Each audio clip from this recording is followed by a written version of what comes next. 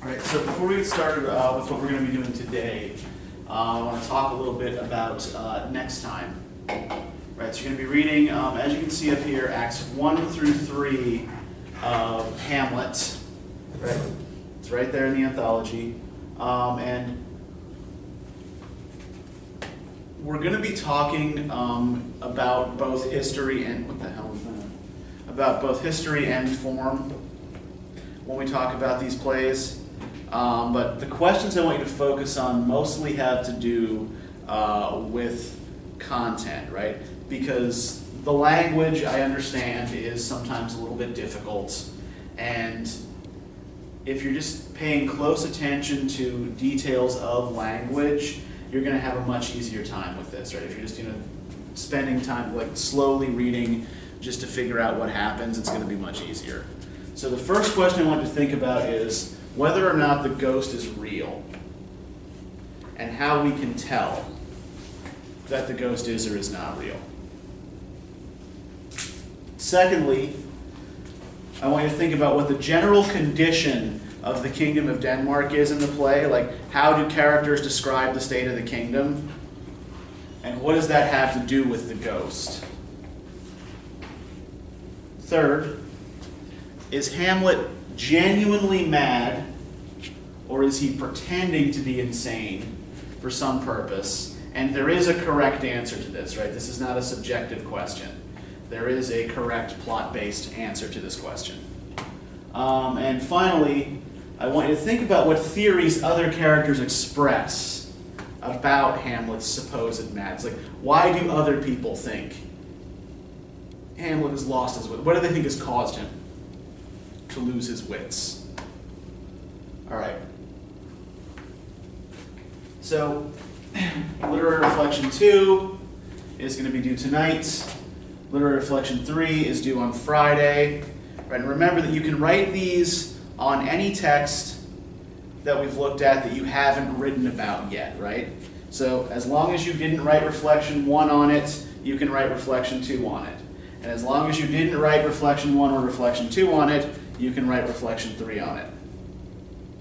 You can use any of the theoretical approaches we talked about. You can use the stuff we've discussed when talking about poetry. Right, we're going to practice some of that a little bit today. Does anybody have any questions about any of this?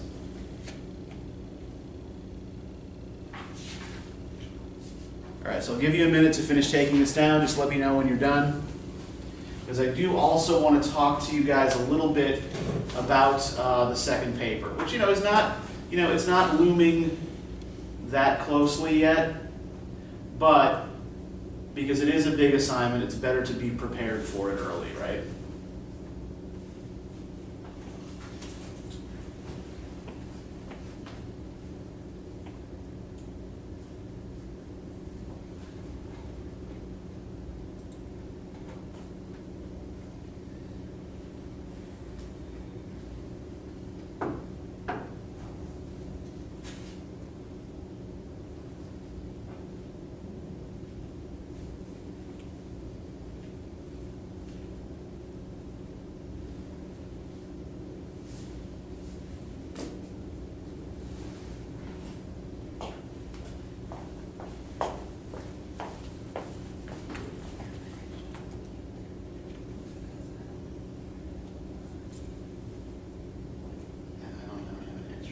Today, can you just look on with someone else?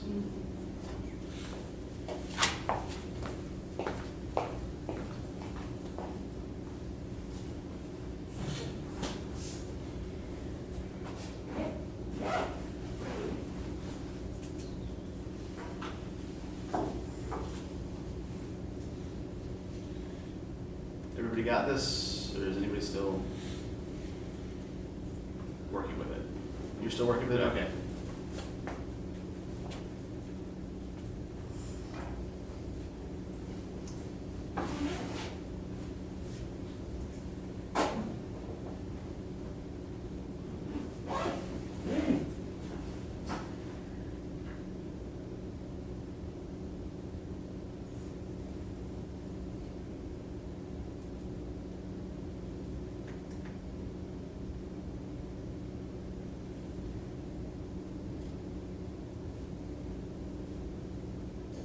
What's that?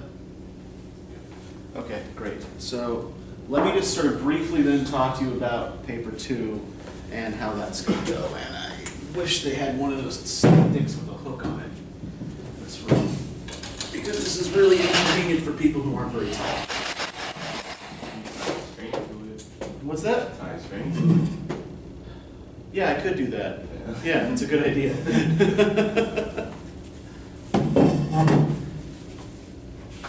Okay, so for paper 2, just to make sure everybody can see.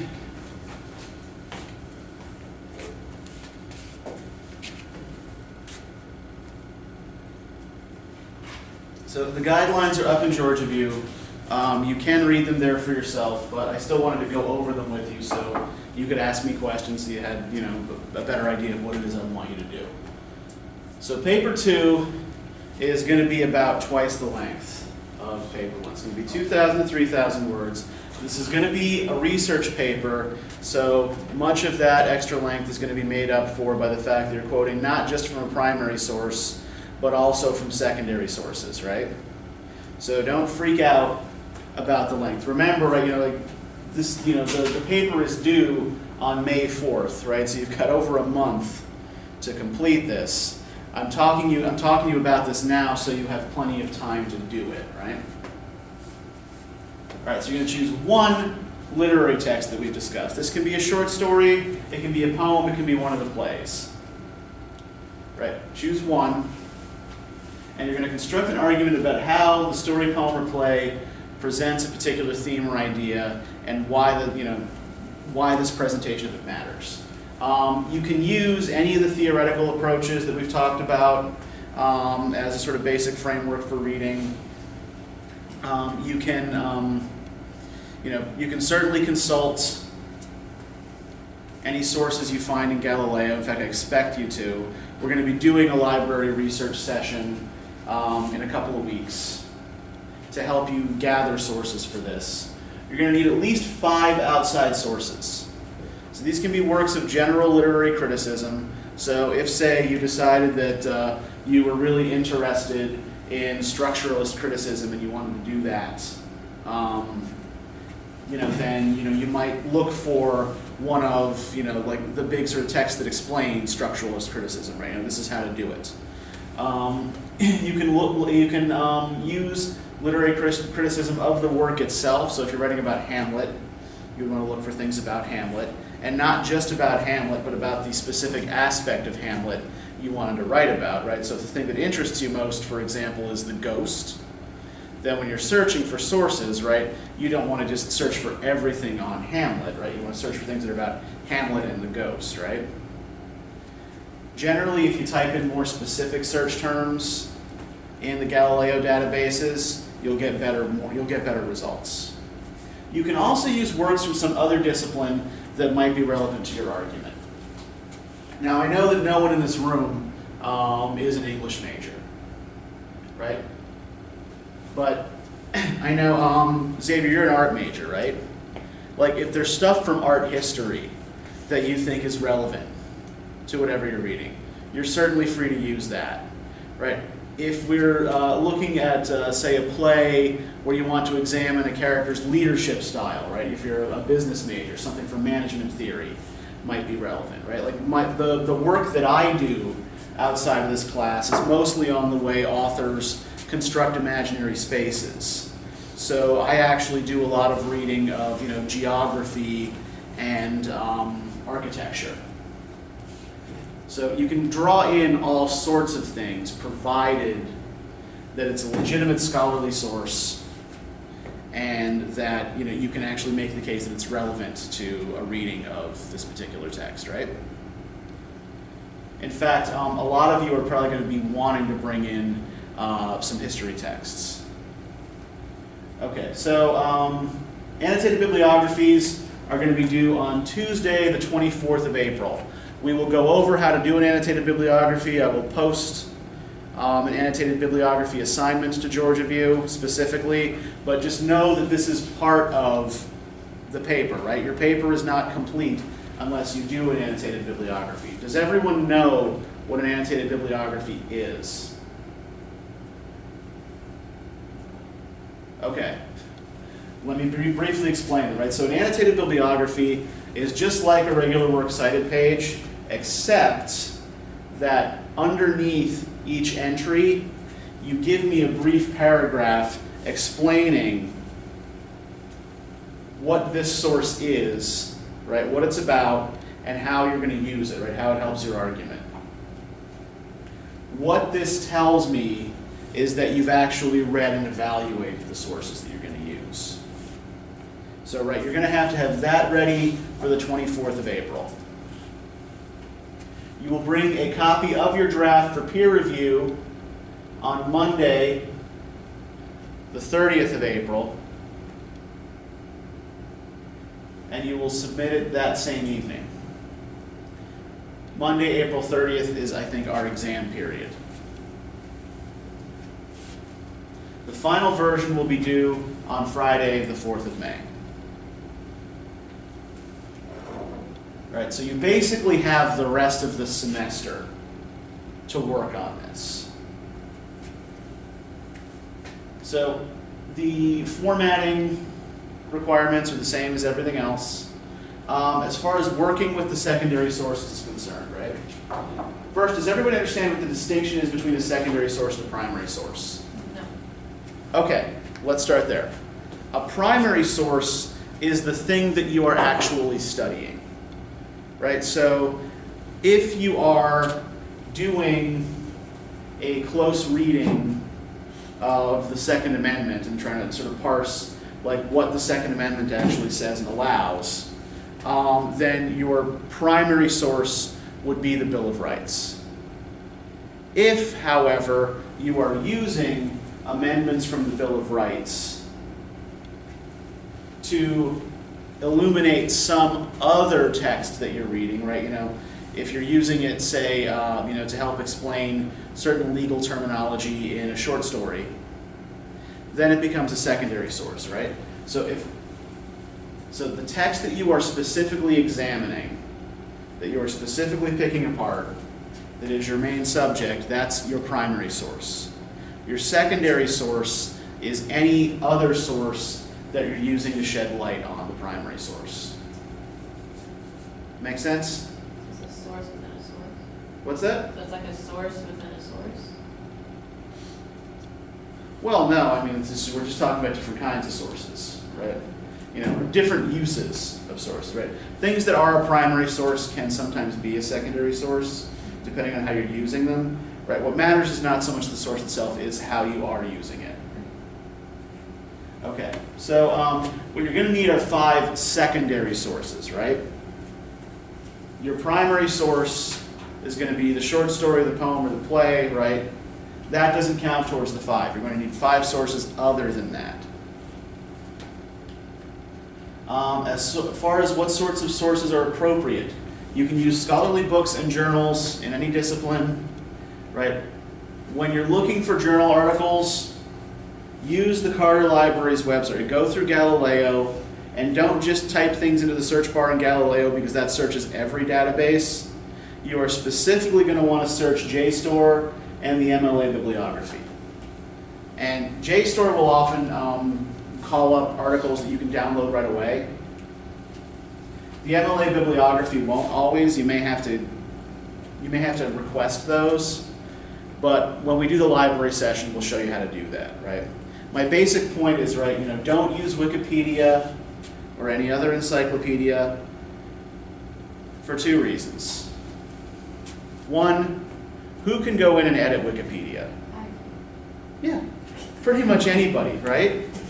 I remember when Stephen Colbert was still on Comedy Central, he had his viewers go in and save the African elephant, right, by going to its Wikipedia page and increasing the numbers of African elephants that said were in the wild, right? The dumbest person I went to grad school with had this real bug up his ass about the fact that some British romantic poets of the early 19th century were gay or bisexual, And so he would go to their Wikipedia pages and edit the pages to prove that none of them were ever gay at all, ever. Which, one, right, is untrue, two, is pointless, and three, what the fuck, buddy? Right? Get over it. So Wikipedia is, generally speaking, not a great source. Now, one thing you can get from a Wikipedia page, if you scroll down to the bottom, and it's actually a well-done, well-constructed page, and some are actually good sources of general information, what might you find at the bottom of that page? Other sources. Yeah, you might find other better sources, right, that you can then look up in the library. So you can sometimes use Wikipedia and other encyclopedias, World Book, Britannica, whatever, right, to go to the end of the article, see what sources they used, and then go look up those sources, right? Now, don't do this with Wikipedia articles where, the neutrality of the article is challenged, or, you can't do it when it says it doesn't cite sources, right? But yeah, as long as it looks like the Wikipedia article is responsibly put together, you can use it sometimes to find other better sources. Don't use book reviews as sources, right? Because book reviews are intended to evaluate rather than to analyze, right? They're just going to tell you whether a book is worth reading or not worth reading. They're not going to go into any greater depth. Do not use newspaper or magazine articles. Does anybody know at what reading level the average American newspaper is written? 6th grade, right? We are operating at a higher level, I should hope, than that, right?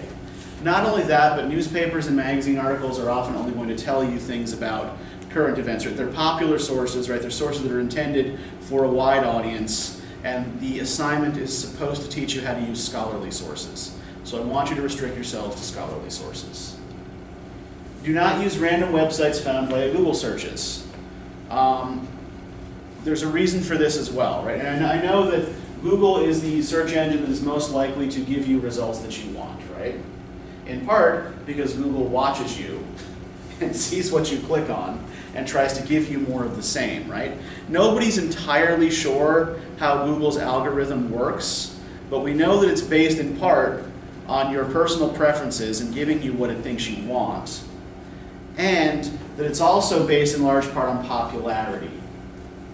Right? So it's going to give you sites that are popular or sites that have paid for Google to sponsor them, not sites that are necessarily accurate.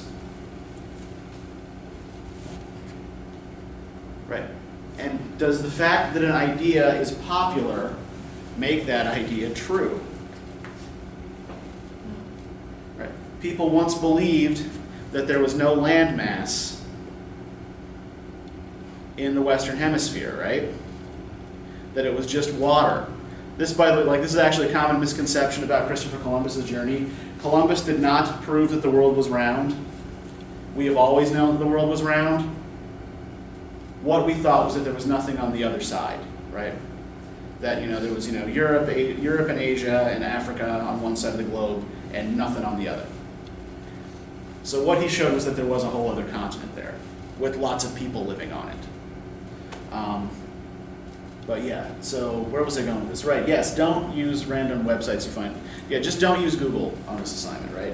In fact, in general, stay away from web-only sources, right? I want you to be getting stuff through the library.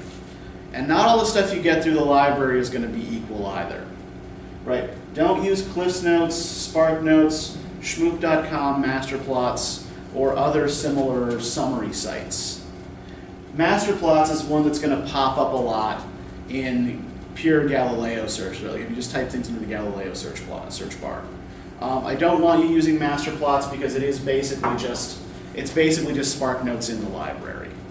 And really, all these sites do is give you summaries of the text that you're reading, right? So it's a place you go if you just don't understand what's happening on the level of plot, but it's not going to give you any deeper analysis. So, again, you're not working with the kind of sources that I want you to learn how to use if this is what you're doing. Okay, does anybody have any questions about what kinds of sources are appropriate? No? We're good? Okay. Then let me just say a couple of things about working with secondary sources generally. Most of what you're going to find working with the library are going to be journal articles, right? And journal articles are relatively short, usually 15 to 20 pages. You are also sometimes going to turn up books in searches. And look, if you turn up a book in your database searches, just because it's a book, right, don't ignore it. You probably won't need to read the whole thing. Read the introduction to find out what the argument is, and then look in the index to find things that are specifically related to your topic. Perhaps there might be some chapter headings, or there might be one or two chapters that are specifically related to your topic, right? You probably won't have to read the entire 250-page scholarly book, right? Also, don't exclude sources just because they disagree with your preconceived thesis. If you find sources with which you disagree, try to find some point of agreement with them, right? It's like, okay, I agree with this source up to this point, but here's what I think they're missing, right? And try to point out something specific that you think this source is ignoring, or that you think this source is getting wrong. Do the same with a source with which you absolutely agree, right? Try to find some point there. It's like, okay, yes, I agree with this source up to this point, but I find this little point of disagreement here. You should also make sure that you're always explaining why your sources mean what you think they mean. On paper one, I kept telling you, it's like, don't just quote and leave it sitting there. The same goes whether you're working with primary sources or secondary sources, right? When you plug in a quote from a secondary source, or a summary or paraphrase of a secondary source, always explain why you've done it and how it advances your argument. In some cases, you may even need to explain what the quote from the secondary source means, right? What does this mean? How does it advance your argument? Like, why did you quote this? Tell me what this is doing here. It's never self-evident. And number 6 is the last one I'm going to focus on here. Remember that your sources don't exist in a vacuum. Put them into conversation with each other. Right? This is one of the reasons I wanted you comparing philosophers to each other for paper 1, right? Because I wanted you to think about, right? These guys are all talking about, like, each set of philosophers was talking about the same basic thing, right? And so I wanted you to think about how they were all part of this bigger conversation and responding to each other. Think of your secondary sources the same way. Everybody who is writing about Hamlet is part of a bigger scholarly conversation about Hamlet, right? They're going to be aware of each other's work, and I want you to try to imagine how source A and source B would respond to each other. And find some place for yourself in that conversation. And we're going to do an exercise to practice with that a little bit later in the term. Right, okay, so does anybody have any questions about any of this?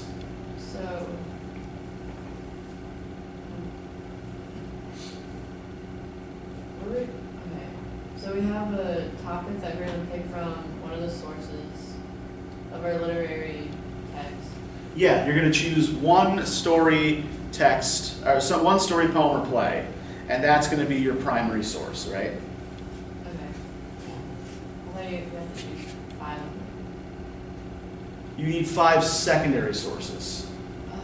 So you need to find 5 of those sources that shed light on your primary source, right?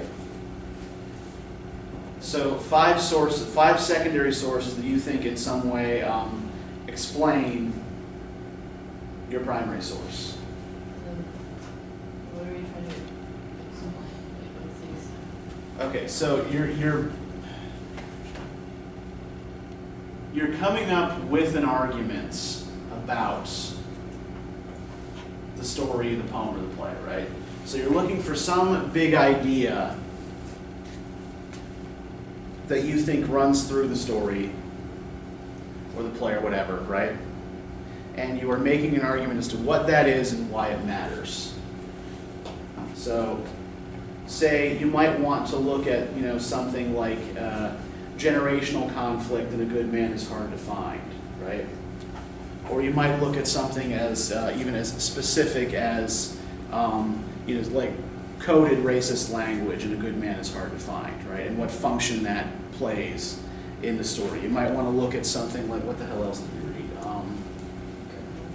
Okay, yeah, you might also want to look at sort of the way that story depicts the mother-daughter relationship, right? So you're looking at some bigger theme,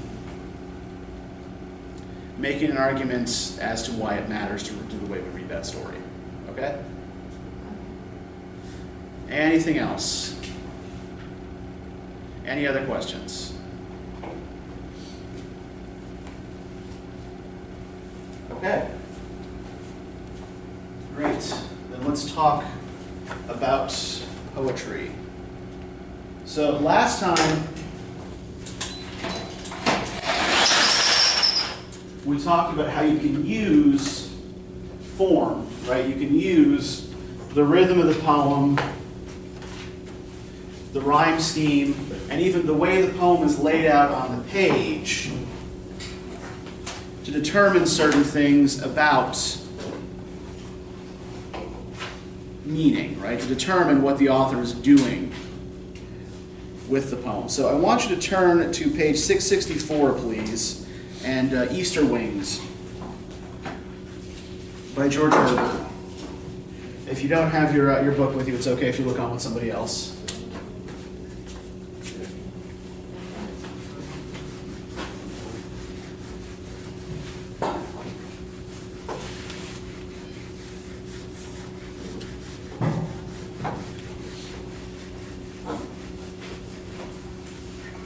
Now, we're not going to worry too much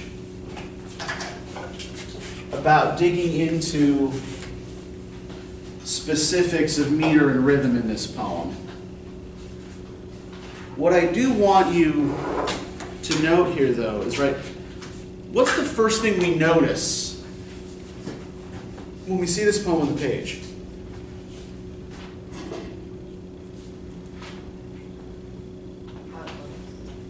Yeah, what does it look like?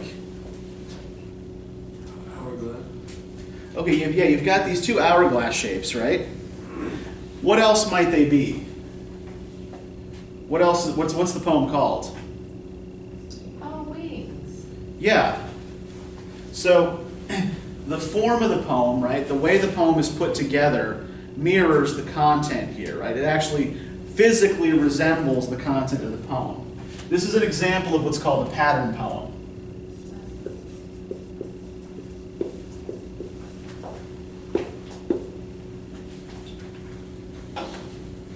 So we have lines in this poem that start out relatively long, right? And get shorter and shorter as we get to the middle of each wing. And then they build outward again, right? So if we look at this first stanza, here, right? Lord, who createdst man in wealth and store, though foolishly he lost the same, decaying more and more, till he became most poor. With thee, O let me rise as larks harmoniously, and sing this day thy victories, then shall the fall further the flight in me. So let's look at what each line here is about. What do we have in the first line? What do we start with here? Lord. Okay, yes, Lord. And what's the basic status of human beings in that first line? Well. Yeah, wealth and store, right? So a condition of plenty, right? Lord, who created human beings in a condition of plenty, though foolishly he lost the same, decaying more and more till he became most poor.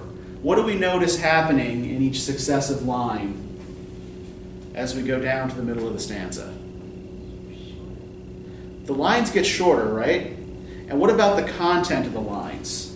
What's happened to all that wealth and store? Yeah, exactly, right? As we lose all of the things we were created with, right? Though foolishly he lost the same, decaying more and more until he became most poor. There's a diminishment both of what mankind has and the length of the line. With thee, O let me rise as larks harmoniously, and sing this day thy victories, then shall the fall further the flight in me. So what's happening in the second half of the stanza? They say they can like overcome it and be victorious. Yeah, and there's this literal sort of imagery of rising, right? And of larks, birds, birds in flight. And as we rise again from that condition of being most poor, the lines get longer again, right? So the basic shape of the stanza, right, is start with lots, work your way down to a little, and then work your way back up, right? And the lines expand outward again. My tender age in sorrow did begin, and still with sickness and shame thou didst so punish that I became most thin. With thee let me combine and feel this day thy victory, for if I imp my wing on thine, affliction shall advance the flight in me.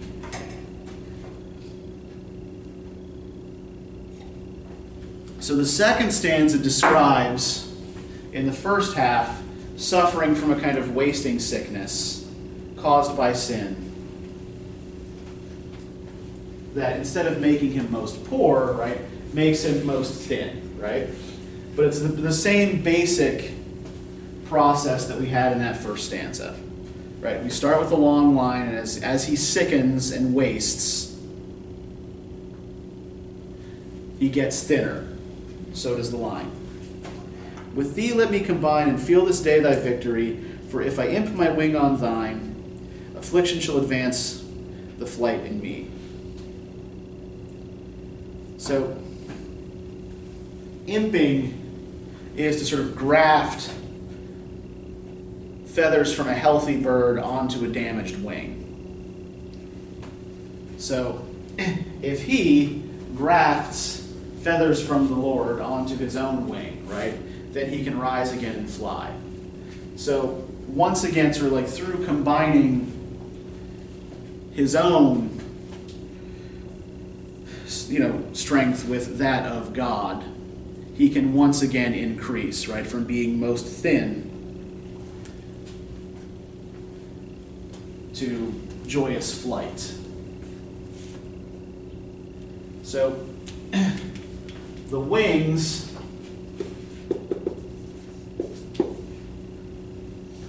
that we see making up the shape of the poem,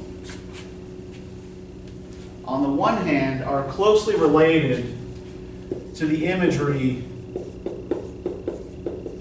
of birds and flight that we see throughout the poem, and are also the instruments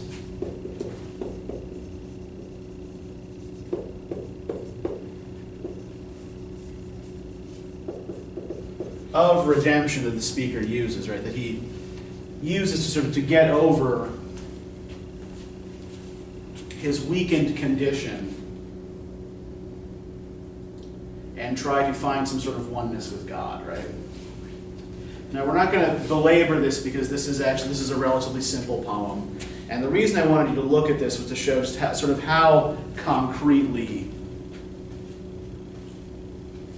a poet will sometimes use form to mirror content, right?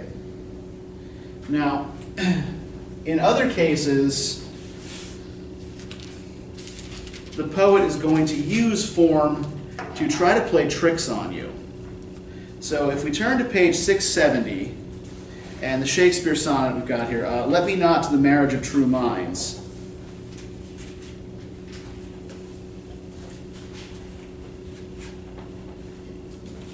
I'd like you to take a few minutes with these first couple of lines and try to figure out the stress patterns, right? So we recall from last time, right? A stressed syllable is one that you say more loudly, more forcefully, right? Monosyllabic nouns, verbs, adjectives, adverbs tend to be stressed. Articles, conjunctions, prepositions tend not to be stressed. This isn't a hard and fast rule, this is just the way it usually is, right? So what you need to do to figure out what's stressed and unstressed is to try to read the line out loud to yourself.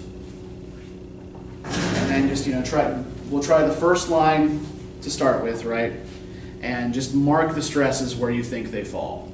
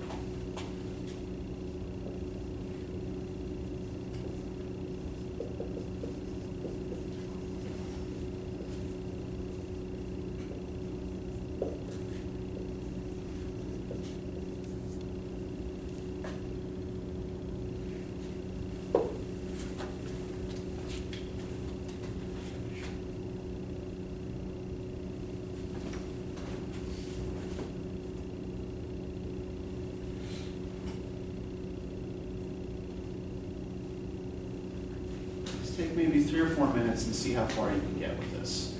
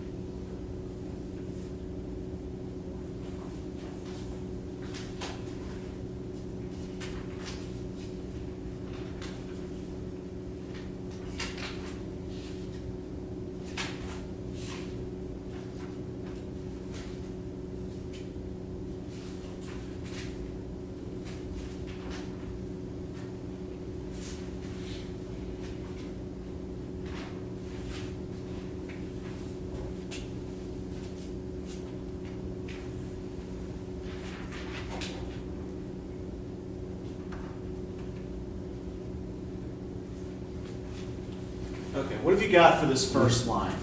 Let me not to the marriage of true minds.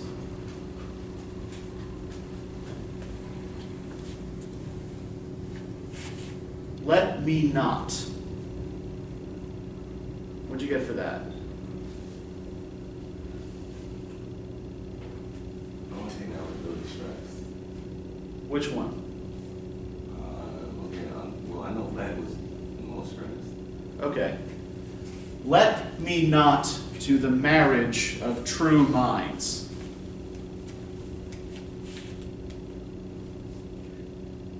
Not. Yeah, let and not are stressed. What about me? Let me not to the marriage of true minds. No. What, me? Yeah, No, that's not stressed. are you sure? Let me. Let me not to the marriage of true minds. I don't know, me sounds kind of smooth. Then let me. Yeah, let me. Yeah, it sounds kind of smooth. Stressing like let is not. Yeah, Mackenzie. So like, let me not, like all three of those are stressed and the rest of it is unstressed. Let me not, yes, are all stressed. Oh, You're saying that, yeah, me sounds smooth, right? But you're still saying it as forcefully and as loudly as the other three. Also remember, right, it's one syllable pronoun. So it's mostly the single syllable words that are going to be unstressed are going to be linking words like to, the, and, but, right? So yeah, let me not to the marriage. Stress. What's stressed? love. To the marriage. Love. Age. To the yeah.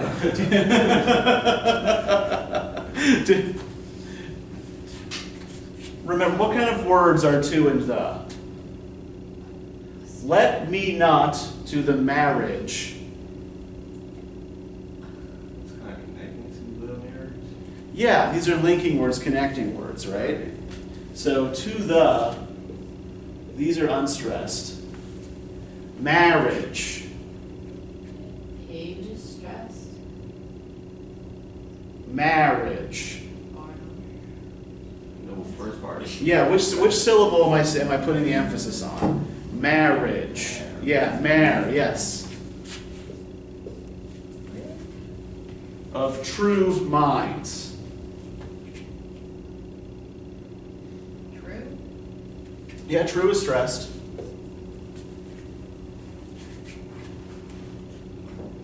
Of true minds. Minds is also stressed, yes. And what about of? No. Yeah, linking word, right? Unstressed, you slide right over it.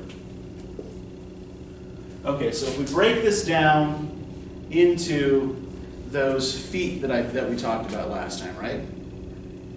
What's the first set here? What do we call that? Two stressed syllables together.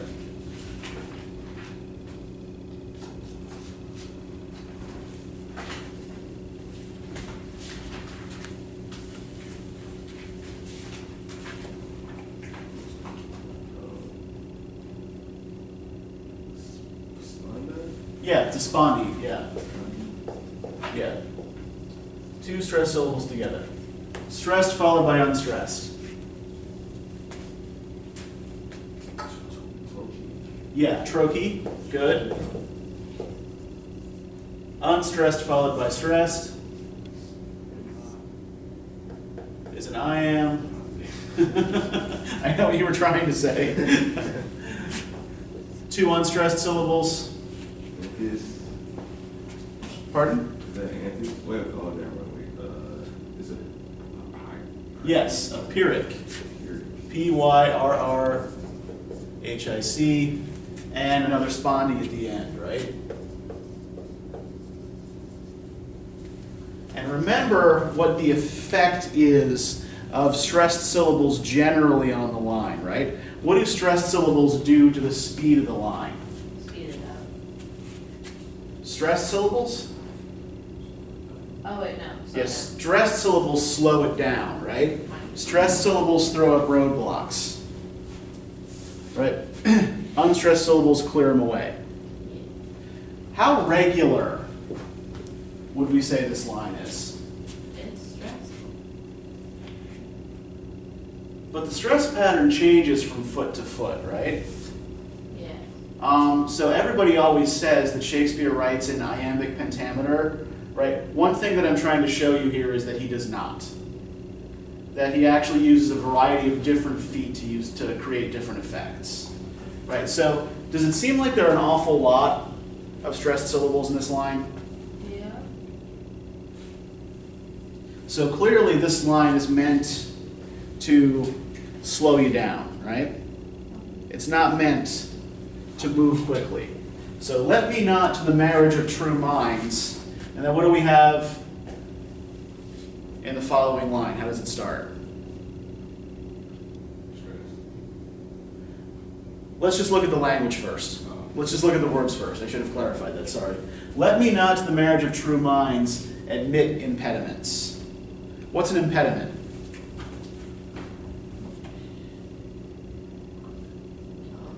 If you impede something, right, what are you doing?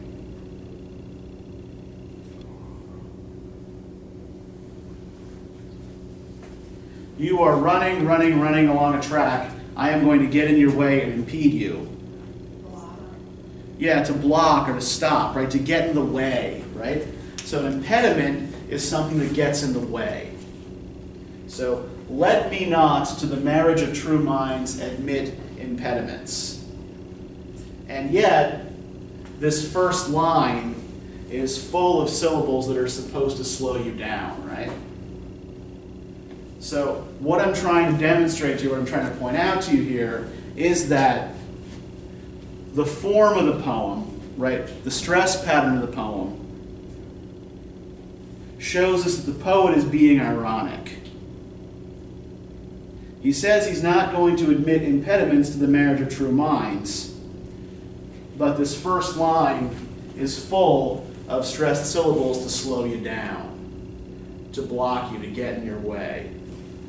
In particular, it starts with 3 stressed syllables right in a row and ends with another 2. Now, what do we notice about the rhyming pattern of these first 4 lines of the poem as well? Where are our rhymes?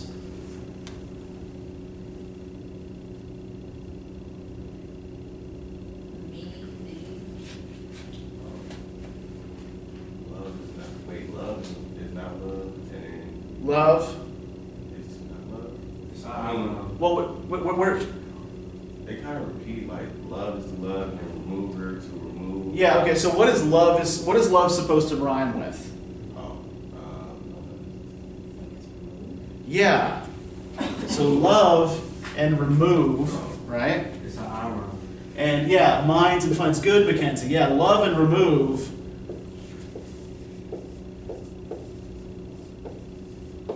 Is an I rhyme. Yeah. This is the poet playing a little trick on you. Right? This is the poet kind of winking at you and signaling, right? I don't mean what I'm saying here. These things don't really match up.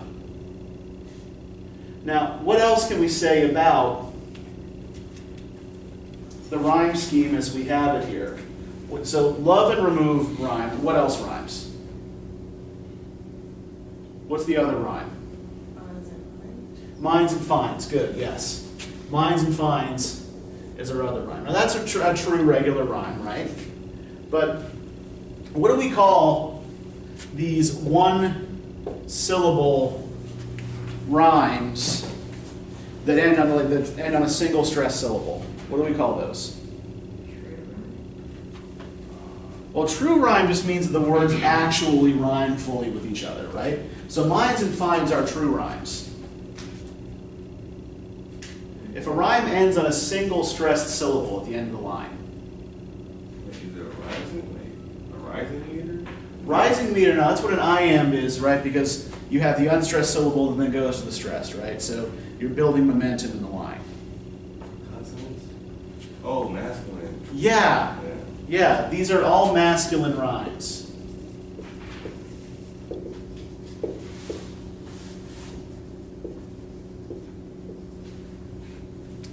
And masculine rhymes usually tend to try to just put a stop to the idea at the end of the line, right? It's like, okay, big slow rhyme at the end of the line. This stops it, and we move on to something else. So that contributes to the general slowness of the poem, right? The impediments that we see popping up in the poem. But what do we have as we go from this first line to the second? Does anyone remember from last time what we call it when the idea carries over without interruption from one line to the next? We talked about this when we looked at the E.E. Cummings poem. What do we call this phenomenon? When the idea just continues without interruption to the next line.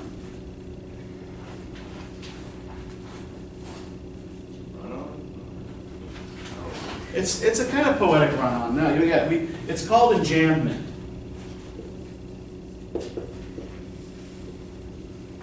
Does this ring a bell at all for anybody? Yes. Okay. So what then, if it does ring a bell for you, does enjambment in a line usually indicate? It's important. Yeah, I mean, it's important because it's usually rare, right? It's not something poets do all that much. At least not with a single poem, right? Except in that E.E. Cummings poem where it's part of the whole technique, right? Now, what was the speaker in the E.E. Cummings poem trying to do to you? By throwing out all of those patriotic phrases and then sort of babbling nonsense. What was that speaker trying to do? Affect your emotion. Well, he was trying to affect your emotions, right? Stir your patriotism, right? But did he want you paying very close attention to what he was actually saying? Yeah, so in that case, the enjambment was an attempt to disorient the reader, right? By just jumping around from idea to idea to idea to idea. So that's one thing it can be used for. It can also be used to indicate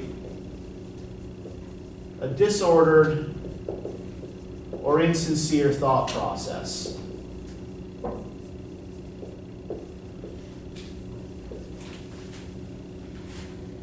Right? Broken line, broken thought. So let me not to the marriage of true minds admit impediments. Love is not love, which alters when it alteration finds, or bends with the remover to remove. So what is the basic thing the poet is saying about love in these three lines here, right? Love is not love, which alters when it alteration finds, or bends with the remover to remove.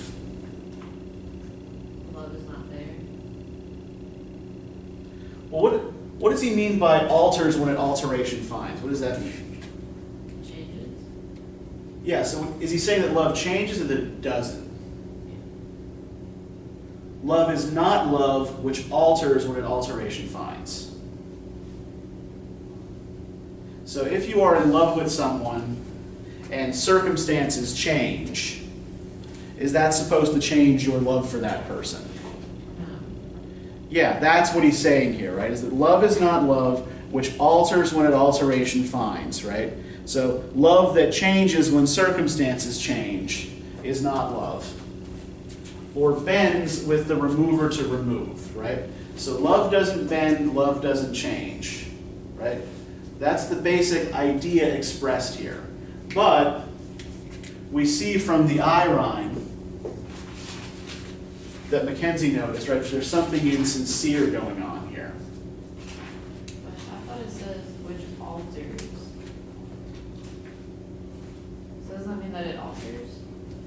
Love is not love which alters when it alteration finds.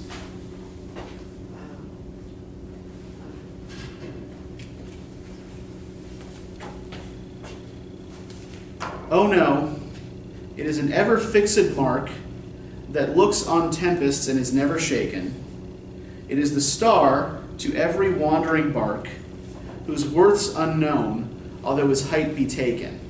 So he's comparing love here, right, to the pole star, right, to the North Star. And what do we know about the North Star?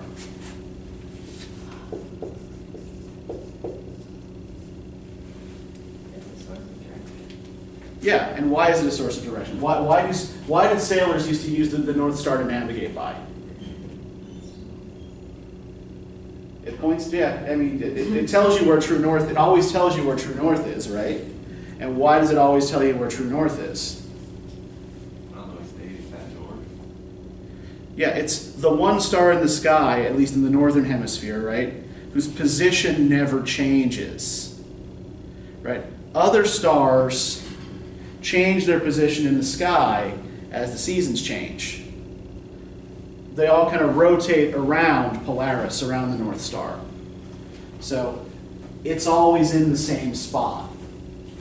So he's comparing here love to, right, the star to every wandering bark, the star to every wandering ship, right? You can look up and see it in the sky, and there it is. It's always in the same place. Love's not time's fool, though rosy lips and cheeks within his bending sickle's compass come. Love alters not with his brief hours and weeks, but bears it out even to the edge of doom. Now, what's the image here that we get of time? Love's not time's fool, though rosy lips and cheeks within his bending sickle's compass come. Why would you say? Why are you saying death, Chase? What suggests death to you? It's like, I don't know, until making sense. Yeah, let's read that again here, right? Love's not time's fool, though rosy lips and cheeks within his bending sickle's compass come. Okay. Love is never ending. That time doesn't matter. Okay, yeah, so your rosy lips and cheeks will fade, right? Will disappear. But love won't. Oh, so you'll die, but the love won't. To death do us apart. Sort of, yeah. Yeah, so like the image of it, like what's the thing that time is represented as holding here? Love. Love's not time's fool, though rosy lips and cheeks within his bending sickle's compass come. What's he holding? Well, not a compass just means kind of like something surrounded, right? So the thing he's holding is a sickle.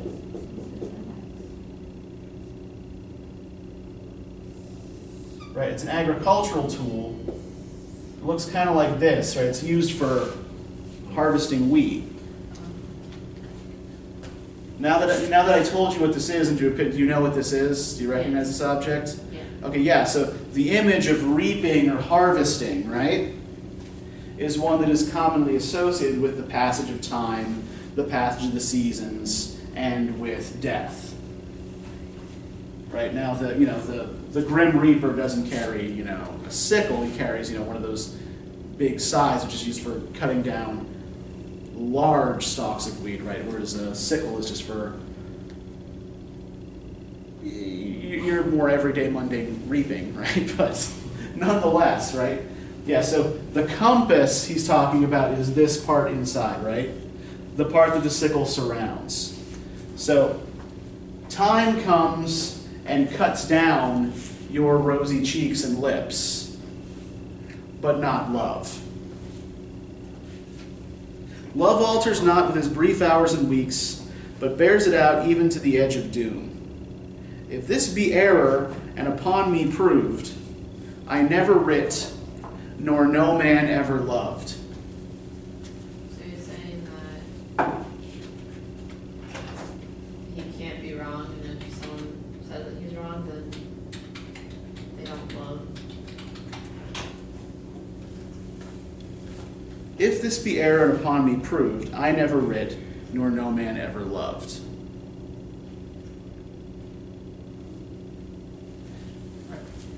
If I'm wrong about this, there's no such thing as love, right?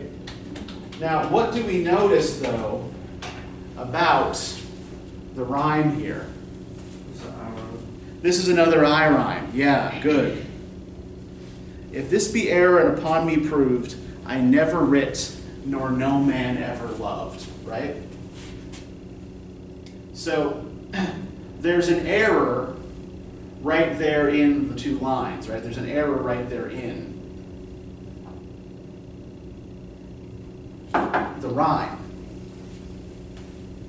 So this is much like what he's doing by throwing up all these stressed syllables to stop you, all these spondies to slow you down in the first line, right? Admitting impediments, right?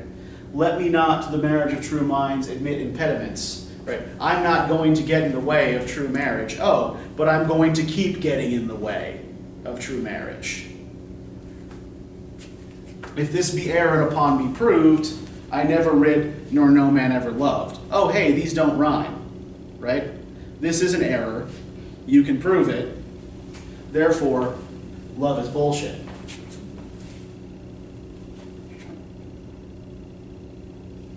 So, the reason I wanted you to read this particular poem is because it is a clear example of the poet using form, right? Using rhyme, using rhythm to undermine the poem's surface meaning.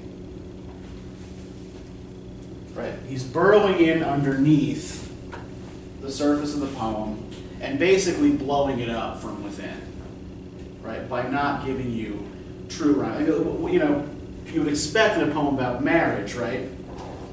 Rhymes that, true rhymes that couple up.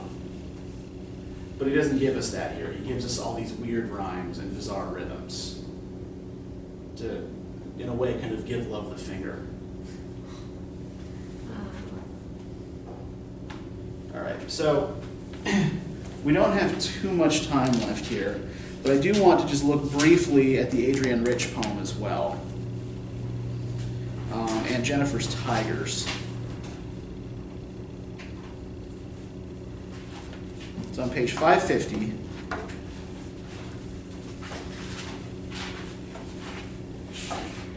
And I just want you to just read it quietly for a minute and see if you can tell me what the basic situation is, right? Like, what is the speaker describing?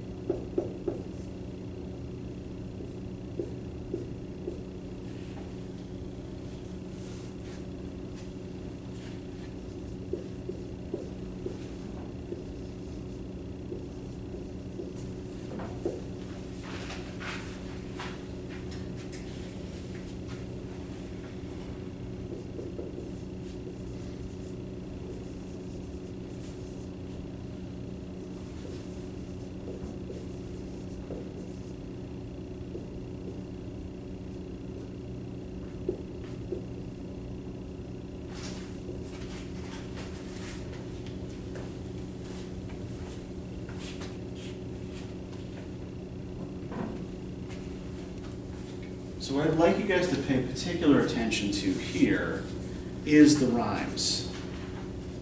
Let's start with this first stanza, right? And Jennifer's tigers prance across the screen, bright topaz denizens of a world of green. They do not fear the men beneath the tree. They pace in sleek chivalric certainty. What do we notice about the rhymes, the rhyme words in this stanza?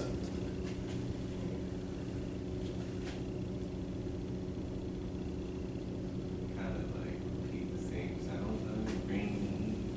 Yeah, screen and green are true rhymes, right? And tree and certainty are true rhymes. But the vowel sound repeats through the whole stanza, right? Now, what do we call these rhymes that are based solely on a vowel sound repeating? Assonance? Yeah. And this is often used, right, as we said last time, to indicate some kind of internal similarity that's not obvious. But I think in this case, what's going on is actually something slightly different, right? What kind of world is depicted on Aunt Jennifer's screens in the first stanza? Right, and Jennifer's tigers prance across a screen, bright topaz denizens of a world of green. They do not fear the men beneath the tree. They pace in sleek chivalric certainty. Does this seem like a peaceful, harmonious kind of picture? Yep, just tigers prancing around unafraid, right? And yet the harmony starts to slip up by the end of the stanza, right? We lose the full true rhyme and we start shifting to a slant rhyme. And then the following two stanzas, there's something new introduced that causes the rhymes to break up, right? What kind of rhyme is wool and pull?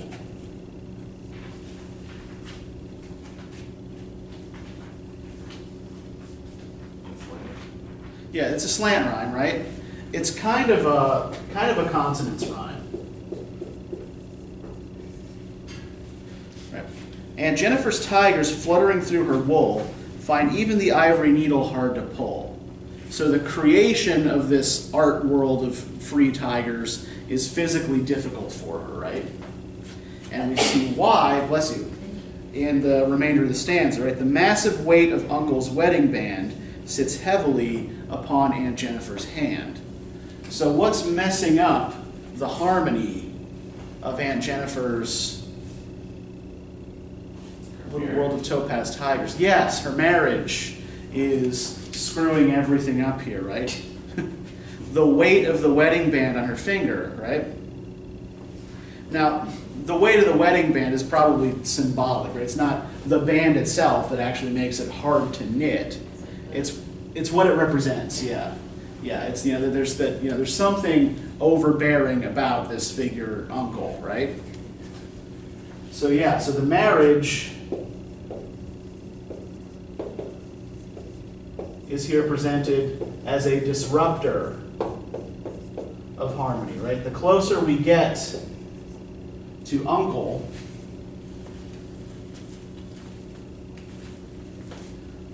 the more the rhyme scheme breaks away from this original harmony, right?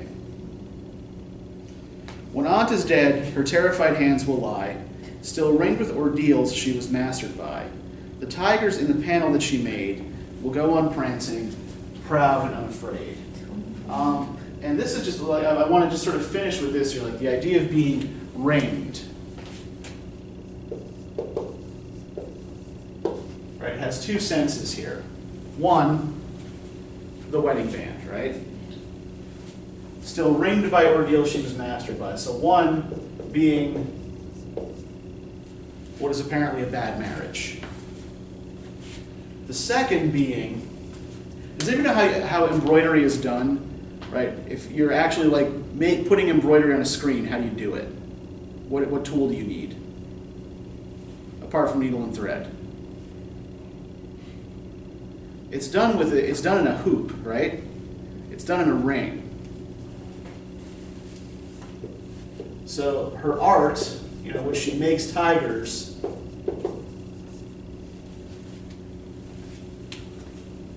is constrained by the embroidery ring that she has to use in order to do it. So, we talked a little bit about how rhyme works, we talked a little bit how rhythm works, and a little bit here about imagery as well, right? We're out of time today, but we're going to carry on with Hamlet next time, right? And remember that Literary Reflection 2 is due midnight tonight. On anything that we've done thus far that you haven't already written about. All right, so we'll see you on Thursday.